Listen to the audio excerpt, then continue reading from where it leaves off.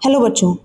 आज हम class 10th biology का सबसे important chapter life process discuss करेंगे। इससे हर साल बोर्ड में क्वेश्चन बनता ही बनता है। तो सबसे पहले स्टार्ट करते हैं कि रियली में लाइफ प्रोसेस होता क्या है। वो लाइफ प्रोसेसेस बेसिक एक्टिविटीज़ जो हमें ज़िंदा रखने के लिए ज़रूरी होती हैं, हमारे लाइफ को सस्टेन करने के लिए, हमारी लाइफ को मेंटेन करने के लिए ज़रूरी होती हैं, उसे हम कहते हैं लाइफ प्रोसेस।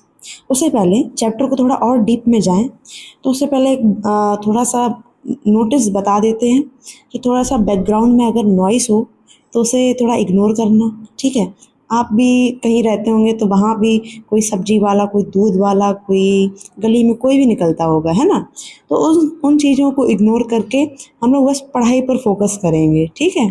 तो चलिए स्टार्ट करते हैं आगे। तो देखिए, लाइफ प्रोसेस क्या होती है? ऐसी बेसिक एक्टिविटीज़ जो हमें ज़िंदा रखने के लिए ज़रूरी होती हैं, उन्हें हम कहते हैं लाइफ प्रोसेसेस। जैसे कि कौन कौन सी लाइफ प्रोसेस हैं वो? जैसे कि न्यूट्रिशन। ये बढ़ क्यों नहीं रहा है, अभी बताते हैं।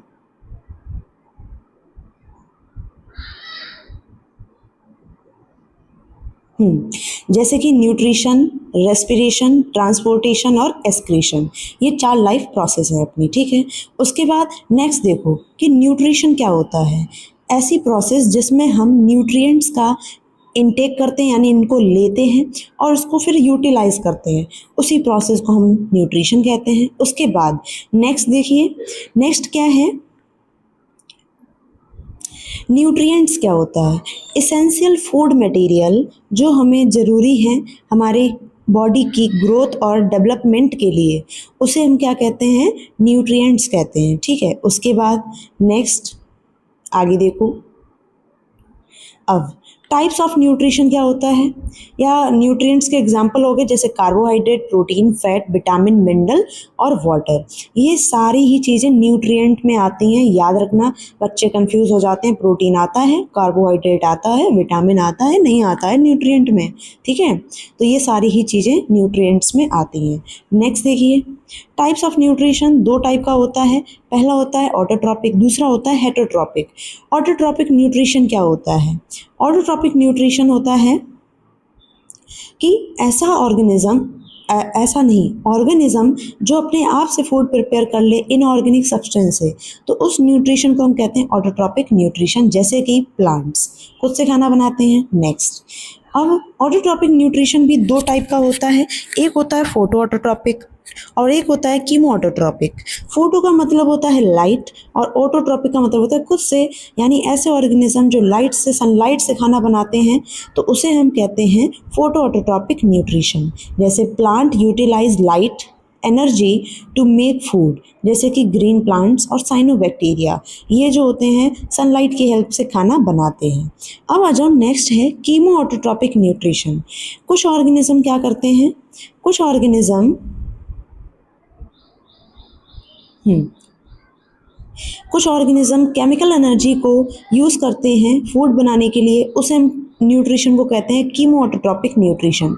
जैसे कि बैक्टीरिया, नाइट्रोसोमोनास और नाइट्रोबैक्टर, ये ऑर्गेनिज्म होते हैं जो केमिकल से खाना बनाते हैं, केमिकल एनर्जी की हेल्प से खाना बनाते हैं, ठीक है। नेक्स्ट, नेक्स्ट देखिए कि फोटोसिंथेसिस क्या होता है। फोटोसिंथेसिस, फोटोसिंथेसिस एक ऐसी प्रोसेस, ये तो पूछी जाती है।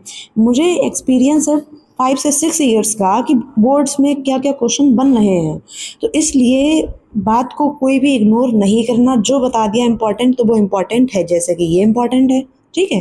तो चलो, तो देखते हैं क्या लिखा है। फोटोसिंथेसिस का मतलब क्या होता है? फोटो का मतलब होता है लाइट और सिंथेसिस का मतलब होता है फॉर्मेशन, ठीक है। तो ऐसी प्रोसेस जिससे प्लांट्स जो हैं वो खाना बनाते हैं, किसकी हेल्प से? CO2 और वाटर की हेल्प से। किसकी प्रेजेंस में? क्लोरोफिल और सनलाइट की प्रेजेंस में। इसी प्रोसेस को हम कहते हैं फोटोसिंथेसिस, ठीक है। आगे बढ़ते हैं। एक नंबर में ये डेफिनेशन और एक और नंबर में ये रिएक्शन, और उसके बाद ये रॉ मटेरियल्स 2 नंबर में, तो 4 नंबर का यहाँ से बन सकता है, ठीक है। तो अभी तो यही इसी की शुरुआत हुई है। नेक्स्ट देखो, रिएक्शन क्या है? 6CO2 12H2O, क्लोरोफिल और सनलाइट के प्रेजेंस में, तो ग्लूकोज बनेगा 6O2 और 6H2O। ये पूरी ही इंपॉर्टेंट है, इसको याद रखना है, ठीक। उसके बाद नेक्स्ट देखो, क्या रॉ मटेरियल पूछे या तुमसे कंडीशन पूछे, तुम्हें लिखना यही है। क्या है वो चीज़? तो देखो, कि रॉ मटेरियल जैसे कि CO2 हुआ, CO2 जो है वो फोटोसिंथेसिस के लिए क्या क्या चीज़ें ज़रूरी है, तो हमें CO2 ज़रूरी है, वाटर ज़रूरी है, सनलाइट ज़रूरी है, क्लोरोफिल ज़रूरी है, ठीक। तो CO2 हमें एटमॉस्फेयर से स्टोमेटा के थ्रू मिल जाएगी, वाटर हमें सॉइल से रूट्स के थ्रू मिल जाएगा, सनलाइट हमें सन से मिल जाएगी, क्लोरोफिल जो होता है वो एक ग्रीन पिगमेंट होता है जो कि क्लोरोप्लास्ट में लीव्स के प्रेजेंट होता है, और ये क्या करता है, क्लोरोफिल सोलर एनर्जी को ट्रैप करता है फोटोसिंथेसिस कराने के लिए। आया समझ में? ठीक है। अगर कुछ भी डाउट हो तो कमेंट में छोड़ देना कि मुझे ये समझ नहीं आया, बाद में हर एक रिप्लाई दिया जाएगा हर एक कमेंट का, ठीक है। तो चलिए आगे देखते हैं। नेक्स्ट देखो, अब ये भी बहुत इंपॉर्टेंट है क्वेश्चन, क्या इवेंट्स ड्यूरिंग फोटोसिंथेसिस। सबसे पहले एक इवेंट होता है एब्जॉर्प्शन ऑफ लाइट एनर्जी। तो सबसे पहले क्लोरोफिल जो होता है वो लाइट एनर्जी को ट्रैप करता है। क्लोरोफिल क्या करता है, लाइट एनर्जी को, सनलाइट से जो एनर्जी आ रही है उसे ट्रैप करता है, फिर उस लाइट एनर्जी को केमिकल एनर्जी में चेंज करता है। उसके बाद फिर क्या होती है, साइड बाय साइड साइमल्टेनियसली क्या होता है, वाटर की स्प्लिटिंग भी हो जाती है, क्योंकि 6CO2 12:2 लिया था तो यही वही है, ठीक है। तो यहाँ पे साइड बाय साइड क्या हो जाती है, वाटर की स्प्लिटिंग हो जाती है, यानी हाइड्रोजन और ऑक्सीजन ब्रेक हो जाते हैं। तो इसे हम प्रोसेस को कहते हैं हाइड्रोलिसिस। क्या कहते हैं, हाइड्रोलिसिस। ध्यान से लिख लेना इसको। उसके बाद नेक्स्ट देखिए, नेक्स्ट क्या है, नोट में क्या लिखा है, प्लांट्स में ग्लूकोज अगर ज़्यादा बन गया तो ये स्टोर्ड हो जाता है स्टार्च में, किस, कहाँ पर, प्लास्टिड के अंदर। और उसके बाद, और अगर एनिमल्स में ग्लूकोज ज़्यादा बन गया तो ये ग्लाइकोजन के फॉर्म में स्टोर हो जाता है लिवर के अंदर, ठीक है। आगे बढ़ो। नेक्स्ट नेक्स्ट क्या है कि फोटोसिंथेसिस डेजर्ट प्लांट या जीरो फाइट प्लांट्स में कैसे होती है। जीरो का मतलब होता है ड्राई और फाइट्स का मतलब होता है प्लांट्स। तो जीरो फाइट प्लांट्स में फोटोसिंथेसिस कैसे होती है, तो वो ऐसे होती है, क्या होता है कि डेजर्ट प्लांट जो होते हैं वो रात को CO2 ले लेते हैं और एटमॉस्फेयर से CO2 ले लेते हैं, वाटर जो है सॉइल से ले लेते हैं, और रात में ही एक इंटरमीडिएट बना के तैयार कर लेते हैं। उस इंटरमीडिएट का नाम क्या है, मैलिक एसिड। ये मैलिक एसिड जो है जब सुबह होती है तो क्लोरोफिल सनलाइट को एब्जॉर्ब करता है, अभी पढ़ा था, और उससे क्या होता है, ये मैलिक एसिड तुम्हारा किस में चेंज हो जाता है, कार्बोहाइड्रेट में चेंज हो जाता है, ठीक है। तो ये पूरा ही लिखना है, बोर्ड में आए तो ये इतना लिख दोगे, पूरा पूरा नंबर मिलेगा, क्योंकि ये वो नोट्स हैं जो तुम्हारे मार्किंग स्कीम से मैच करते हैं। अभी भी समझ नहीं आ रहा है तो अभी ट्राई तो नहीं करना है, जो बता रहे हैं वो एकदम फाइनल कर लो, ठीक है, कि हमें इसी से ही याद करना है। चाहे कितने भी अच्छे तुम्हें नोट्स तुम्हारे स्कूल में कराए जा रहे हो, तुम्हारे कोचिंग में कराए जा रहे हो, तो तुम्हारे यूट्यूब चैनल पे कराए जा रहे हो, बट इसकी बराबरी कोई नहीं कर सकता है, ठीक है। चलिए आगे देखते हैं।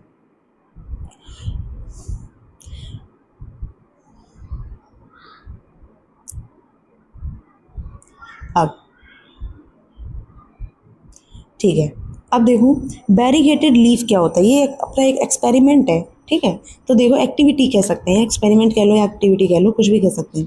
तो बैरिगेटेड लीफ क्या होता है, ऐसी लीफ जिसमें थोड़ा बहुत पार्ट, जैसे ये मान लो ये हमने लीफ बनाई, बहुत गंदी बनी है, दोबारा से, जैसे ये मान लो मैंने लीफ बनाई है, ठीक है, ठीक। और ये इसमें आधा पार्ट जो है वो ग्रीन है, आधा पार्ट नॉन ग्रीन है, ठीक है। ये मान लो ये जो ये बनाया है ये मान लो नॉन ग्रीन है, और बाकी ये जो बचा हुआ हिस्सा है ये कैसा है, ग्रीन है। तो ऐसी लीफ को हम क्या कहते हैं, बैरिगेटेड लीफ कहते हैं। जैसे कि किसकी हो सकती है, मनी प्लांट और क्रोटन्स की हो सकती है। आगे बढ़ो, नेक्स्ट देखो, नेक्स्ट क्या है, स्टोमेटा क्या होता है। What is stomata, tiny pores जो लीफ की सरफेस पे प्रेजेंट होते हैं उन्हें हम कहते हैं स्टोमेटा। कभी लीफ को धूप में उठाना, उसमें तुम्हें छोटे छोटे छेद दिखाई देंगे, वही छेद क्या है, तुम्हारे स्टोमेटा हैं, ठीक है। आगे बढ़ो, नेक्स्ट नेक्स्ट क्या है, स्टोमेटा का फंक्शन एक नंबर में पूछ लेता है। तो सबसे पहला ट्रांसपिरेशन। ट्रांसपिरेशन क्या होता है, वाटर का एवोपरेट होना लीव्स के थ्रू, ठीक है, तो इसे हम कहते हैं ट्रांसपिरेशन। और सेकंड काम होता है स्टोमेटा का गैसियस एक्सचेंज कराना। सेकंड काम क्या होता है, गैसियस एक्सचेंज कराना, ठीक है। ये मान लो लीफ है और इस लीफ में छोटे छोटे क्या हैं, छेद हैं।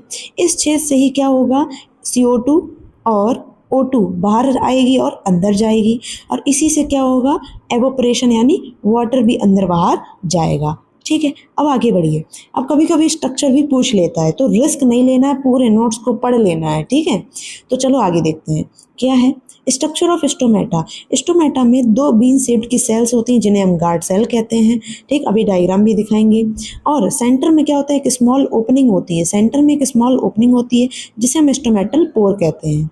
वाटर जो है, ये इंपॉर्टेंट पॉइंट है, देखो देखो सेल, ऐसी सेल गार्ड सेल जो सराउंड करती हैं, गार्ड सेल को ऐसे सेल जो सराउंड करती हैं उन्हें हम कहते हैं एपिडर्मल सेल।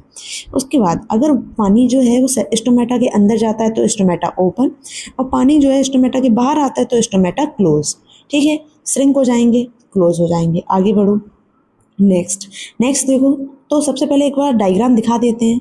तो ये है स्टोमेटा का डायग्राम। ये स्टोमेटल पोर है, ये गार्ड सेल है, ये क्लोरोप्लास्ट है, और ये साइड से क्या है, ये है एपिडर्मल सेल।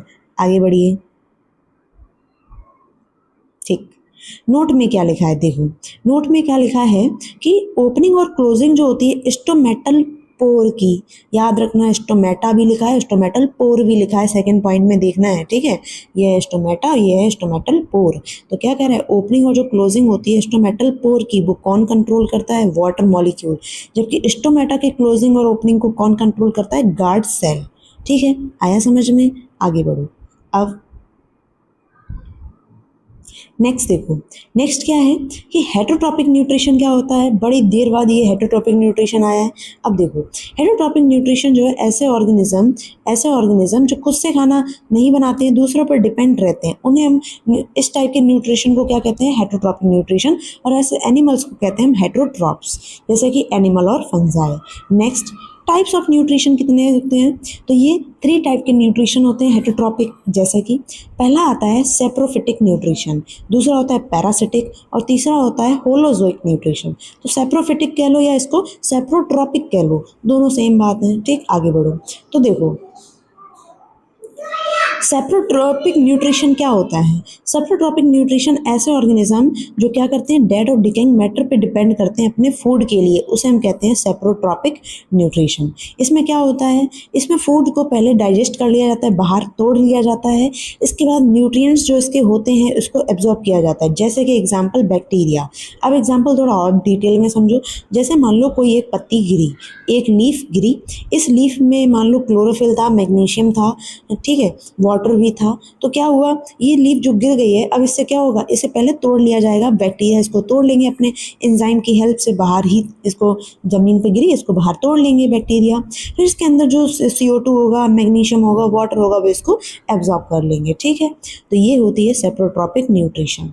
उसके बाद नेक्स्ट आओ, नेक्स्ट है पैरासिटिक न्यूट्रिशन। क्या होता है, ऐसे ऑर्गेनिज्म जो न्यूट्रिशन को ऑब्टेन करते हैं या तो होस्ट के ऊपर रह के या उनके अंदर रह के न्यूट्रिएंट्स को लेते हैं, डिराइव करते हैं न्यूट्रिशन, तो उन्हें हम कहते हैं क्या, पैरासिटिक न्यूट्रिशन, ठीक है।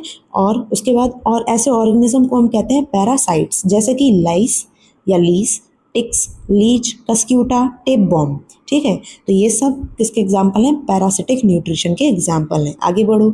नेक्स्ट देखो, अब आता है होलोजोइक न्यूट्रिशन। होलोजोइक न्यूट्रिशन क्या होता है, ऑर्गेनिज्म पहले पूरे फूड को इनगल्फ कर लेता है, उसके बाद इसको कन्वर्ट करता है सिंपलर फॉर्म में बॉडी के अंदर। जैसे कि हम ही लोग पूरा खाना ले लेते हैं, ठीक है, एक बाइट पूरी ले लेते हैं, उसके बाद अंदर इसको तोड़ते हैं, ठीक है। तो तोड़ने के बाद ये कैसा काइम जैसा बन जाता है, CHME, इसे काइम कहते हैं। जो एकदम स्टार्टिंग में जो हम लोग फूड को च्यू करते हैं तो वो क्या होता है, काइम बनता है, ठीक है। उसके बाद तो ऐसे न्यूट्रिशन को हम होलोजोइक न्यूट्रिशन कहते हैं। तो ये कौन करता है, human being, herbivore, omnivore, carnivore, paramecium, amoeba, ये सब करते हैं, ठीक है। चलो अब आगे बढ़ते हैं। अब देखते हैं, पूछा जाता है, 1 नंबर में पूछ लिया जाता है कि कैसे न्यूट्रिशन अमीबा में होता है। ये पूछा गया है 2026 में, इसको स्टार मार्क कर लो, ठीक। तो क्या है, सबसे पहली स्टेप होती है इंजेशन। न्यूट्रिशन की सबसे पहली स्टेप होती है इंजेशन, यानी मुंह में खाना लेना, ठीक है। अमीबा जो है वो अपने फॉल्स फीट या फिंगर लाइक प्रोजेक्शन से क्या करता है, अपने फूड को अंदर लेता है, ठीक है। स्यूडोपोडिया कहते हैं जिन्हें, और ये स्यूडोपोडिया जो होते हैं वो पूरे फूड को क्या कर लेते हैं, कवर कर लेते हैं फूड पार्टिकल को, और एक क्या बना लेते हैं, फूड वैक्यूल बना लेते हैं, ठीक है। मान लो जैसे कि क्या है, हम बताते हैं कैसे। देखो, सबसे पहले इसका साइज कम करते हैं, ठीक। तो देखो, मान लो ये क्या था, ये मान लो मैंने अमीबा बनाया, अमीबा के ये था, इसे कहीं फूड पार्टिकल ऐसे दिखा। अब क्या होगा दूसरे स्टेप में, ये अमीबा जो है वो क्या कर लेगा, ये अमीबा हम्म ये अमीबा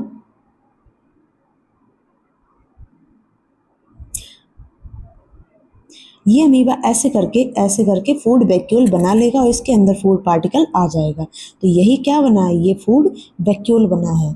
नेक्स्ट देखो, नेक्स्ट क्या है, नेक्स्ट है प्रोसेस डाइजेशन। डाइजेशन देखो क्या होता है, फूड वैक्यूल के अंदर कॉम्प्लेक्स सब्सटेंस को तोड़ दिया जाता है सिंपलर वंस में, इस प्रोसेस को डाइजेशन कहते हैं। उसके बाद नेक्स्ट क्या है, नेक्स्ट देखिए एब्जॉर्प्शन क्या होता है। एब्जॉर्प्शन, सिंपलर फूड मटेरियल को डिफ्यूज कर दिया जाता है पूरे साइटोप्लाज्म में, उस प्रोसेस को हम कहते हैं एब्जॉर्प्शन। ठीक, आगे बढ़ो। इजेशन, इसमें ये जानना जरूरी है कि एक एसिमिलेशन प्रोसेस होती है, वो क्यों नहीं होती है, इसलिए नहीं होती है, ये बात मैंने ये भी लिख दी है, जो हम बोल रहे हैं वो सब नोट्स में है। ठीक है, तो एब्जॉर्प्शन और एक एसिमिलेशन प्रोसेस जो है वो सिंगल सेल यूनिसेलुलर है ये अमीबा, इसलिए इसमें एक ही प्रोसेस सेम उसमें हो जाती है, मतलब एब्जॉर्प्शन और एसिमिलेशन एक ही में हो जाता है, अलग अलग नहीं होता है। ठीक, क्योंकि ये यूनिसेलुलर है इस वजह से। अब देखो नेक्स्ट क्या लिखा है, इजेशन। इजेशन क्या होता है, रिमेनिंग अनडाइजेस्टेड फूड मटेरियल को सेल सरफेस से बाहर फेंक दिया जाता है, उस प्रोसेस को हम इजेशन कहते हैं। ठीक है, आगे देखो, ये है बनाया तो होगा डायग्राम, देखते हैं कहाँ बना है, न्यूट्रिशन इन अमीबा। हाँ, तो ये बना है न्यूट्रिशन इन अमीबा। सबसे पहले इंजेशन हुआ, सबसे पहले इंजेशन, फिर डाइजेशन, फिर एब्जॉर्प्शन, फिर एसिमिलेशन, फिर इजेशन। चाहो तो ये बना लेना, ये अगर बना दिया और थ्योरी नहीं लिखी तब भी इस पे मार्क्स मिलेंगे पूरे। ठीक है, चलो आगे बढ़ते हैं। अब देखो कहाँ पे थे, यहाँ पे थे अपने, है ना। अब न्यूट्रिशन जो है वो पैरामीशियम में कैसे होता है। पैरामीशियम भी एक यूनिसेलुलर प्रोटोजोआ है, अमीबा भी प्रोटोजोआ यूनिसेलुलर है।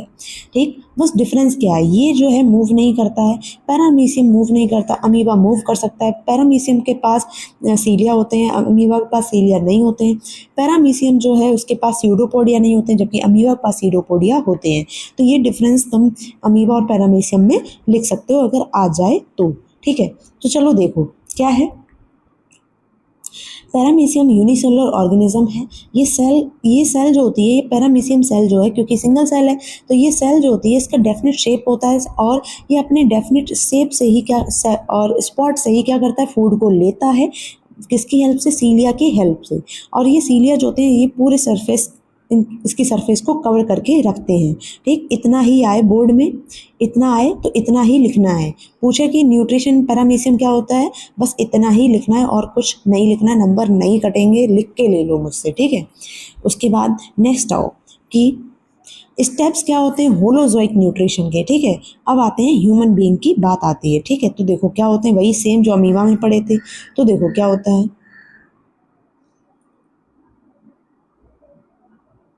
हम्म तो सबसे पहले आता है इंजेशन, फूड को अंदर लेना यानी मुंह में खाना, इंजेशन कहलाता है। डाइजेशन, कॉम्प्लेक्स फूड को सिंपल में तोड़ना, डाइजेशन कहलाता है। एब्जॉर्प्शन, एब्जॉर्प्शन क्या होता है, फूड, डाइजेस्टेड फूड, टूटे हुए फूड को पूरे ब्लड स्ट्रीम में भेज देना, एब्जॉर्प्शन कहलाता है। उसके बाद नेक्स्ट, उसके बाद एसिमिलेशन क्या होता है, डाइजेस्टेड फूड प्रोडक्ट जो है उसका डिस्ट्रीब्यूशन करना हर एक सेल के पास बॉडी में, और इससे एनर्जी रिलीज होती है जिससे ये वेरियस एक्टिविटीज़ के लिए यूज़ की जाती है। इस प्रोसेस को हम कहते हैं एसिमिलेशन। ठीक है, आगे बढ़ो। नेक्स्ट, नेक्स्ट इजेशन क्या होता है, एलिमिनेशन करना अनडाइजेस्टेड फूड का, उसे हम इजेशन कहते हैं। ठीक, आगे बढ़ो। नेक्स्ट क्या है, नेक्स्ट देखना है कि यूनिसेलुलर ऑर्गेनिज्म में वही बात आई अभी जो बता रहे थे, एब्जॉर्प्शन और एसिमिलेशन जो है वो उसको एक ही प्रोसेस माना जाता है, इसलिए क्योंकि ये सिंगल सेल है इस वजह से इसको एक प्रोसेस माना जाता है। ठीक है, छोटी सेल है, कितना ही क्या होगा, 5 प्रोसेस कैसे हो पाएंगी। ठीक है, उसके बाद नेक्स्ट देखो, सबसे इम्पॉर्टेंट टॉपिक, मोस्ट इम्पॉर्टेंट, यही तो आएगा बोर्ड में। ठीक, एक तो न्यूट्रिशन पैरामीशियम, अमीबा, फोटोसिंथेसिस की definition, reaction, events during photosynthesis, और जीरोफाइट्स में कैसे होता है, स्ट्रक्चर ऑफ स्टोमेटा, और स्टोमेटा का फंक्शन क्या होता है। बस इतना ही पूछा जाएगा, आगे बढ़ते हैं। तो देखो, ह्यूमन डाइजेस्टिव सिस्टम के बारे में पढ़ते हैं। तो ह्यूमन डाइजेस्टिव सिस्टम जो होता है वो दो में डिवाइड होता है। एक होता है एलिमेंट्री कैनाल और दूसरा होता है एसोसिएटेड ग्लैंड्स। ऐसी ग्लैंड्स जो डाइजेशन में हेल्प करेंगी उसे हम एसोसिएटेड कहते हैं। ठीक, आगे बढ़ो। तो एलिमेंट्री कैनाल जो होती है वो कहाँ से कहाँ तक होती है? माउथ से एनस तक होती है, माउथ से एनस तक होती है। अब एलिमेंट्री कैनाल में क्या क्या आता है? माउथ होता है, बक्कल कैविटी, ईसोफेगस, इसम food pipe, stomach, small intestine, large intestine, rectum और एनस। एसोसिएटेड ग्लैंड में तीन ही ग्लैंड होती हैं, सलाइवरी ग्लैंड, लिवर और पेनक्रियास। ठीक है, चलो आगे देखते हैं। अब नेक्स्ट देखो, यहाँ से बहुत ध्यान से सुनना है सभी को, यहीं से तो क्वेश्चन बनेगा। ठीक है, चलिए देखते हैं। तो देखो, माउथ, माउथ में क्या होता है? जो हमने फूड इंजेस्ट किया है माउथ के थ्रू, उस प्रोसेस को हमने इंजेशन बोल दिया। अब क्या होगा? अब ये होगा कि जो टीथ है फूड को क्रश करेगा, ये वो वाला क्रश नहीं, ये यहाँ वाला क्रश है। ठीक है, तो यहाँ पे क्या है कि यहाँ पे फूड को क्रश किया जाएगा, तोड़ा जाएगा। ठीक है, छोटे छोटे पीसेस में। ठीक, उसके बाद टीथ का काम हो गया। दूसरा, टंग का काम क्या होता है? ये फूड को टेस्ट करता है, रोल करता है और स्वेलो कर लेता है। ठीक है, निगल लेता है। तो उसे हम क्या कहते हैं? कहते नहीं, मतलब हर जगह डेफिनेशन आ रही है तो इसलिए दिमाग में यही है। ठीक है, तो टंग का ये वर्क हो गया है। नेक्स्ट आगे देखो। नेक्स्ट प्रोसेस जो है डाइजेशन की वो माउथ से ही स्टार्ट हो जाती है। अब ये इंपॉर्टेंट पॉइंट था इसलिए बताया गया है। ठीक है, अब नेक्स्ट देखो, नेक्स्ट क्या है? सलाइवरी ग्लैंड जो होती हैं वो सलाइवा सेक्रेट करती हैं, और सलाइवरी ग्लैंड सलाइवा सेक्रेट करती हैं और उसके अंदर एंजाइम होता है सलाइवरी अमाइलेज। ठीक है, सलाइवरी अमाइलेज जो है वो क्या करता है? स्टार्च को तोड़ देता है माल्टोज में। और ये स्टार्च कहाँ प्रेजेंट था? हमारे खाने में। और खाना कौन सा? जो हमने रोटी खाई है, ठीक है, ब्रेड खाया है, उसमें क्या था? स्टार्च था। उसको तोड़ने में कौन हेल्प करता है? Salivary amylase. नेक्स्ट देखो, इसका पहले साइज कम करते हैं। ठीक है, देखो, ठीक, उसके बाद इसका कलर भी थोड़ा चेंज कर लेते हैं, इसको पिंक कर लेते हैं, है ना? ठीक, चलो अब देखो नेक्स्ट क्या है। नेक्स्ट देखो कि स्टार्च को माल्टोज में या शुगर में तोड़ना, तो ये कौन करेगा? सलाइवरी अमाइलेज करेगा। ठीक है, सलाइवरी अमाइलेज।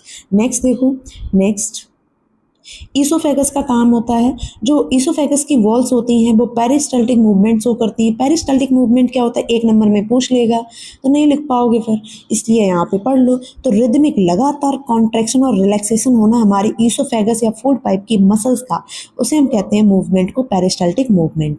ये क्या करता है? ये हेल्प करता है, फूड को पुश करता है स्टमक की तरफ भेजने के लिए, उसके बाद स्मॉल इंटेस्टाइन में भेजने के लिए। ठीक, आगे बढ़ो। नेक्स्ट देखो, स्टमक। स्टमक जो है, स्टमक की जो वॉल्स होती हैं, जैसे कि ये स्टमक बनाया मैंने, ये बनाया मैंने स्टमक।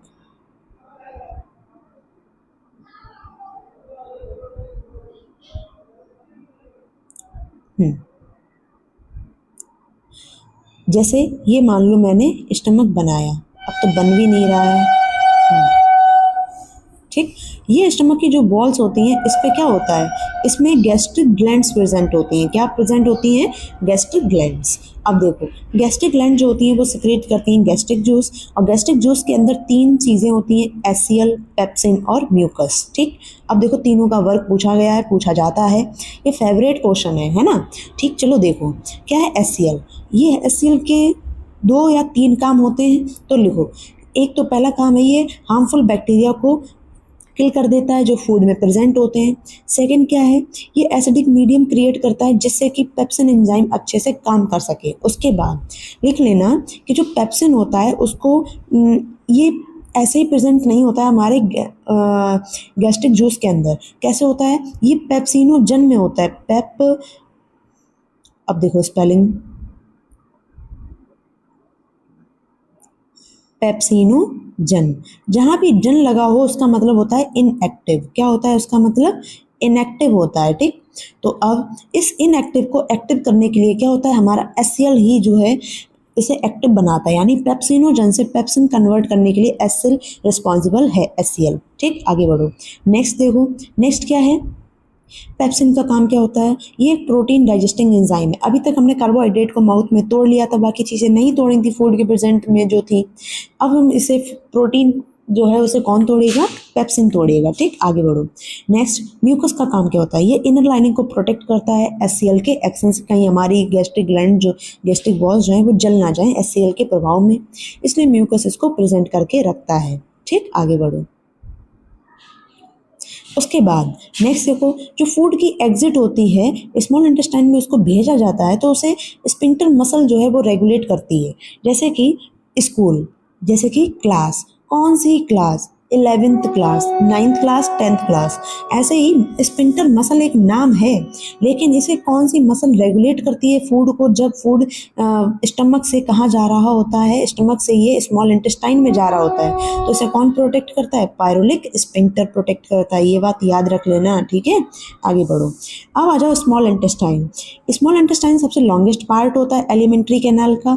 क्योंकि ये क्यों होता है, इतना बड़ा पार्ट क्यों होता है, क्योंकि इसमें एक्सटेंसिव कॉइलिंग होती है, बहुत ऐसे ऐसे ऐसे ऐसे ऐसे कॉइलिंग होती है, ठीक है, इसलिए ये एक्सटेंसिव कॉइलिंग की वजह से ये लॉन्गेस्ट पार्ट है। उसके बाद नेक्स्ट देखो, इसे स्मॉल इंटेस्टाइन क्यों बोला गया है, स्मॉल इसलिए बोला गया है, और उसे लार्ज इंटेस्टाइन क्यों बोला गया है, क्योंकि इसका डायामीटर छोटा है इसलिए इसको स्मॉल, और इसका डायामीटर बड़ा है इसलिए इसको लार्ज इंटेस्टाइन बोला गया है। और वैसे इसकी लंबाई इसकी ज़्यादा है और इसकी लंबाई कम है, ठीक है।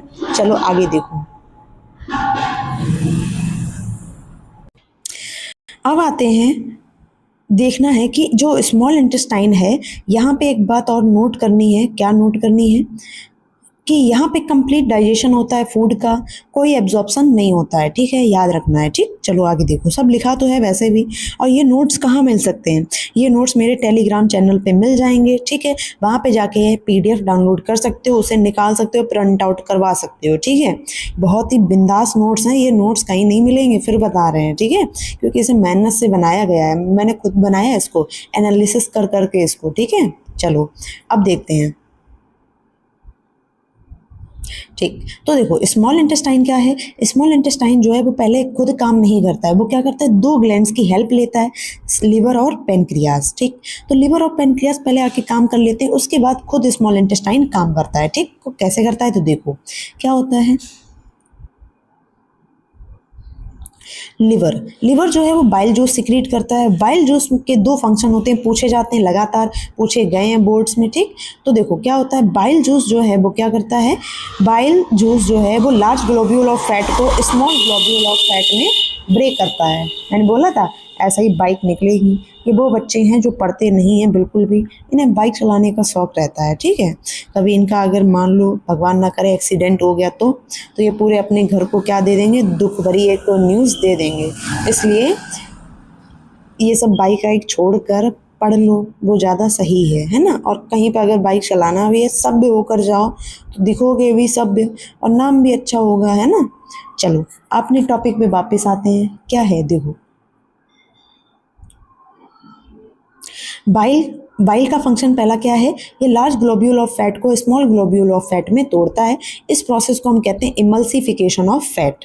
उसके बाद नेक्स्ट देखो, ये क्या करता है, सेकंड काम है कि ये फूड को अल्कलाइन बनाता है जो स्टमक से आया हुआ होता है, जिससे कि ये पेनक्रियाटिक एंजाइम जो है इसके खाने के ऊपर अच्छे से काम कर सकें। कैसे, नहीं समझे तो देखो क्या है, मान लो ये हमने बनाया क्या, स्टमक, ये स्टमक मुझसे नहीं बनता है पहली तो बात, और ये मान लो इसमें ने स्मॉल इंटेस्टाइन बनाई है। ठीक, स्मॉल इंटेस्टाइन, अब खाना जो है वो यहाँ से यहाँ पे आएगा, तो यहाँ पे क्या लगा था, यहाँ पे पायरोलिक स्फिंक्टर लगा था, तो लिवर ने क्या किया, बाइल जूस बनाया, और यहाँ पे जो एसिडिक फूड था, क्योंकि यहाँ पे एचसीएल प्रेजेंट था, अब इसको एचसीएल से इसे अल्कलाइन बनाने के लिए कौन आएगा, बाइल जूस आएगा। ठीक, चलो आगे देखो, तो देखो नेक्स्ट क्या है, बाइल जूस जो है वो फूड को अल्कलाइन करता है जो स्टमक से आता है, जिससे कि पैनक्रियाटिक एंजाइम अच्छे से काम कर सकें। ठीक, ये हो गया लिवर का काम। अब लिवर साइड हुआ, अब आती है बारी पैनक्रियाज की। ठीक, तो चलो देखते हैं।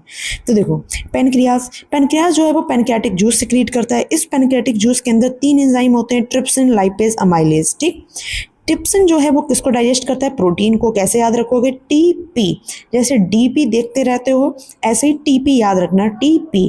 टी जो है ट्रिप्सिन और पी से प्रोटीन। प्रोटीन एक और कौन तोड़ रहा था, कौन सा एंजाइम, ये अपने स्टमक में एक पेप्सिन एंजाइम था, पी और टी दोनों सेम पी हो गए। ठीक, चलो आगे बढ़ते हैं। सेकंड लाइपेज एंजाइम जो है वो इमल्सिफाइड टूटे हुए फैट को और ज़्यादा तोड़ देता है, तो ये लाइपेज का काम होता है।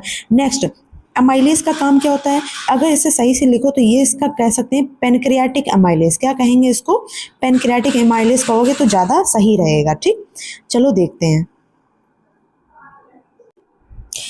तो हमने ये तो देख लिया ट्रिप्सिन, लाइपेज, अमाइलेज का काम क्या होता है, ये तो हमने देख लिया। अब देखते हैं कि जो स्मॉल इंटेस्टाइन, ये हो गया पैनक्रियास का काम। अब जो स्मॉल इंटेस्टाइन होगा वो अपना काम करेगा। ठीक है, तो कैसे करेगा देखते हैं। देखो क्या होता है, जो स्मॉल इंटेस्टाइन की वॉल्स होती हैं उनके अंदर ग्लैंड्स होती हैं प्रेजेंट, और ग्लैंड्स क्या सिक्रेट करते हैं? इंटेस्टाइनल जूस सिक्रेट करते हैं, और इंटेस्टाइनल जूस के अंदर एंजाइम होते हैं जो फाइनली प्रोटीन को तोड़ देते हैं अमीनो एसिड में। ठीक, प्रोटीन को तोड़ देते हैं अमीनो एसिड में, और कार्बोहाइड्रेट को ग्लूकोज में, और फैट को फैटी एसिड और ग्लिसरॉल में तोड़ देते हैं। ठीक, नोट करने वाली क्या बात है कि जो स्मॉल इंटेस्टाइन है यहाँ पे एब्जॉर्प्शन की प्रोसेस स्टार्ट होती है, याद कर लेना। स्मॉल इंटेस्टाइन में एब्जॉर्प्शन की प्रोसेस स्टार्ट होती है। ठीक, आगे बढ़ो। नेक्स्ट देखो, बिलाई। बिलाई क्या होता है? बिलाई स्मॉल फिंगर लाइक प्रोजेक्शंस होती हैं।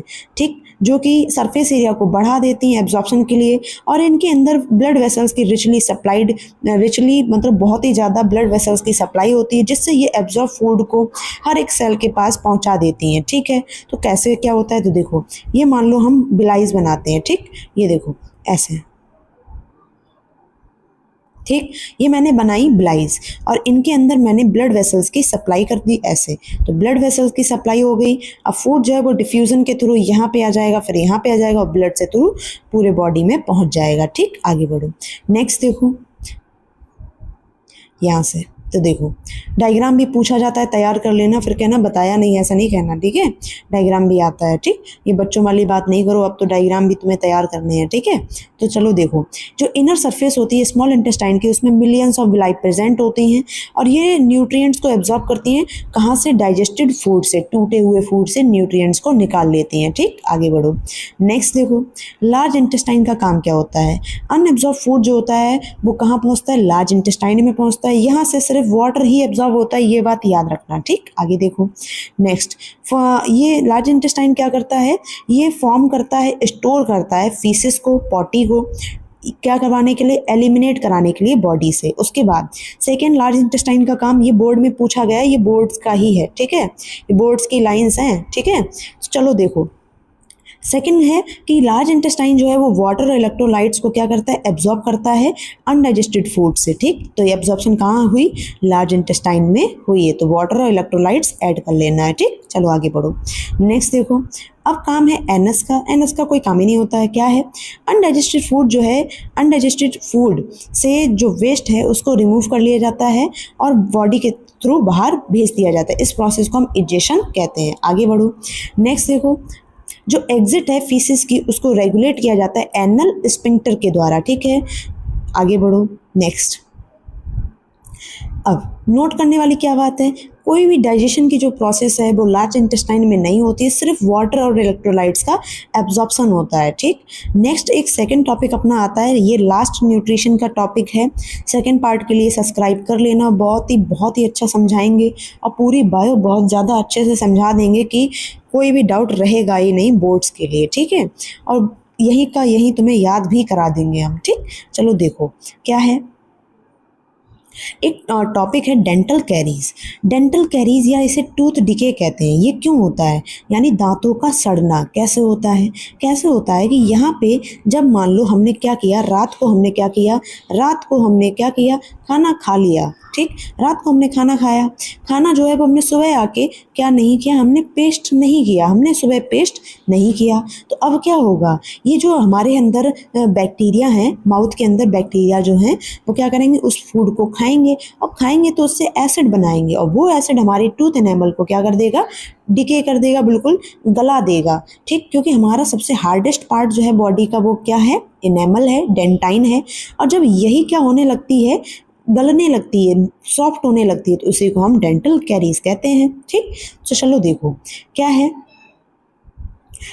अब ये शुरुआत कैसे होती है, जब बैक्टीरिया जो होते हैं, शुगर यानी जो हमने रोटी खाई थी रात को, पेस्ट किया नहीं था, वही शुगर है। ठीक, रोटी के अंदर होता है स्टार्च को तोड़ने वाला सलाइवरी एमाइलेज किस में तोड़ देता है, स्टार्च से माल्टोज यानी शुगर में। ठीक, चलो अब देखो, तो शुगर को बैक्टीरिया जब एक्ट करते हैं शुगर के ऊपर, तो इसे एसिड प्रोड्यूस करते हैं, और ये एसिड जो है वो इनेमल को क्या कर देता है, सॉफ्ट कर देता है या डीमिनरलाइज कर देता है, यानी उससे मिनरल्स निकाल देता है। ठीक, आगे बढ़ो, नेक्स्ट देखो, नेक्स्ट क्या है, डेंटल प्लेग क्या होता है, जब जब मासेस ऑफ बैक्टीरियल सेल, जब बैक्टीरिया की सेल्स यानी पूरा बैक्टीरिया का ग्रुप और साथ में तुम्हारा फूड पार्टिकल जो तुमने रात में खाया था, दोनों ये जब आपस में मिल जाते हैं तो ये क्या बनाते हैं, डेंटल प्लेग, जो कि येलो कलर का होता है। सही, उसने हेड इसको सॉरी हाईलाइट किया है। ठीक, तो ये डेंटल प्लेग कहलाता है। ठीक, आगे बढ़ो, नेक्स्ट। ये क्वेश्चन पूछा अभी तो नहीं गया है, लेकिन अब पूछा जा सकता है। ठीक है, क्योंकि बोर्ड्स को नए नए क्वेश्चन पूछने में बड़ा मज़ा आता है। ठीक, तो तुम्हें भी मज़ा आना चाहिए कि हम सब ये याद करके बैठे हैं पहले से ही। ठीक, तो चलो देखते हैं क्या लिखा है।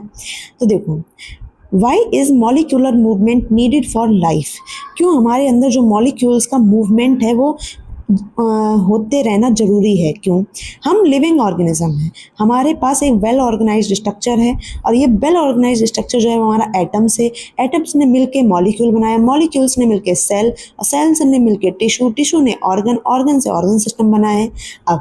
अब बिकॉज ऑफ इन्वायरमेंट के इफेक्ट की वजह से ये ऑर्गेनाइज्ड स्ट्रक्चर जो है वो हमारा ब्रेक डाउन होता रहता है। अब ब्रेक डाउन होता रहता है, इसे मेंटेन करने के लिए क्या ज़रूरी है, मॉलिक्यूलर मूवमेंट ज़रूरी है, जिससे कि जब ये मॉलिक्यूल्स मूव करेंगे तो ये मॉलिक्यूल सेल बना लेंगे, और सेल से टिश्यू बना लेंगे, तो ये हमारी बॉडी रिपेयर कर देते हैं। ठीक, इसलिए हमारा ये मॉलिक्यूलर मूवमेंट होते रहना जरूरी है। नेक्स्ट क्वेश्चन लगातार बोर्ड में क्या पूछा जाता है, सेकंड क्वेश्चन है कि क्यों हर्बीवोर्स की स्मॉल इंटेस्टाइन बड़ी होती है, कार्निवोर्स की छोटी होती है। तो यही आंसर लिखना है आपको।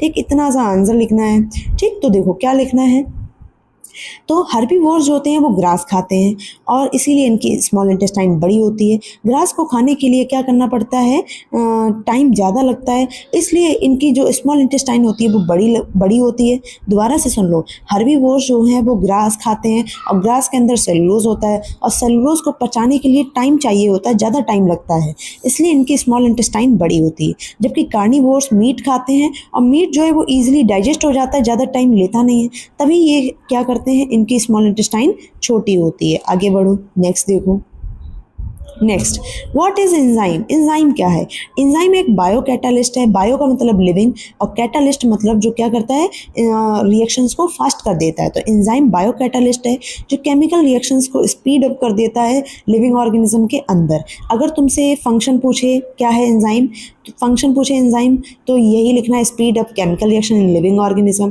सेकेंड लिख देना, convert complex substance to simple substance, और थर्ड लिख देना, विदाउट चेंजिंग इट्स शेप, और फोर्थ लिख देना, it is naturally produce in our body. ठीक, यही फंक्शन हो जाएगा, यही डेफिनेशन हो जाएगी। तो देखो कैसे लिखना है, तो क्या लिखना है, एंजाइम बायो कैटालिस्ट होते हैं जो हमारी किसी भी केमिकल रिएक्शन को लिविंग ऑर्गेनिज्म के अंदर बढ़ा देते हैं, जल्दी करवा देते हैं, और ये कॉम्प्लेक्स सब्सटेंस को सिंपल सब्सटेंस में तोड़ देते हैं बिना अपना शेप चेंज किए। और नेक्स्ट क्या है कि ये हमारे अंदर नेचुरली बॉडी में बनते हैं। ठीक, इतना ही लिखना है। नेक्स्ट आ जाओ, नेक्स्ट क्या है, नेक्स्ट है कि कौन सा एलिमेंट जो है वो प्रोटीन बनाता है। ठीक, used in the synthesis of protein, कौन सा प्रोटीन के सिंथेसिस के टाइम पे एलिमेंट जो है यूज होता है, वो है नाइट्रोजन। ये तुम्हारे एनसीईआरटी में दिया है, पढ़ा नहीं पढ़ा तो यहाँ पढ़ लो। ठीक, आगे बढ़ो, नेक्स्ट देखो, नेक्स्ट है, ये वैसे कंपनसेशन पॉइंट वाला जो क्वेश्चन है वो हमारे रेस्पिरेशन का है। यहाँ पे समझना चाहोगे, यहाँ पे ना समझो, आपको समझ नहीं आएगा। ठीक है, जब तक हम रेस्पिरेशन नहीं पढ़ लेते हैं। आगे देखते हैं, अब देखो, ठीक, तो देखो क्या लिखा है, जितने भी प्लांट्स होते हैं वो O2 देते हैं दिन में, और CO2 देते हैं रात में। तो इस एग्रीमेंट, इस स्टेटमेंट के साथ तुम एग्री हो तो बताओ, नहीं हो तो भी बताओ। तो क्या लिखना है, तो देखो, ड्यूरिंग द डे के टाइम पे क्या होता है, फोटोसिंथेसिस ज़्यादा होती है, इसलिए रेट ऑफ रेस्पिरेशन क्या होता है, मतलब सॉरी, दिन के टाइम पे क्या होता है, फोटोसिंथेसिस ज़्यादा होती है और रेस्पिरेशन कम होता है, तो नेट रिजल्ट में हमें O2 ही निकलती हुई मिलती है। जबकि रात के टाइम पे क्या होता है, नाइट में कोई भी फोटोसिंथेसिस हो नहीं रही होती, प्लांट सिर्फ सांस ले रहे होते हैं, और सांस में क्या छोड़ रहे होते हैं, CO2। ठीक, इसलिए सारे प्लांट जो हैं वो O2 दिन में देते हैं, CO2 रात में देते हैं। ठीक, आगे। अब आज के लिए ये इतना ही, बाकी पार्ट 2 के लिए सब्सक्राइब कर लो और रेस्पिरेशन हम पार्ट 2 में पढ़ाएंगे, ठीक है। थैंक यू बच्चों।